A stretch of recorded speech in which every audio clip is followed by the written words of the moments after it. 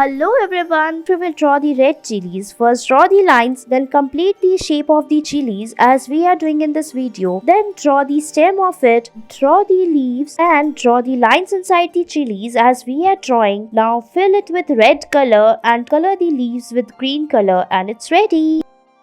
Next, we will draw a ice cream cone. First, draw the lines, then draw the lines inside the ice cream. Draw 2 cherries. Then we will make the cone. Draw the check lines inside the cone. Fill it with multiple colors and it's ready.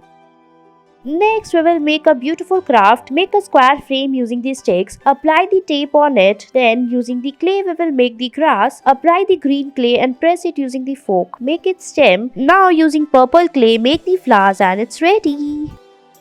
Next, we will make a plant. First, draw the shape of the fingers, draw the land and bushes, draw some lines inside the tree trunk. Then we will draw some leaves as we are drawing. And then on the left corner, draw a sun, draw 2 birds on the sky. After that, we will color it using different and multiple colors. And it's ready. Thanks for watching.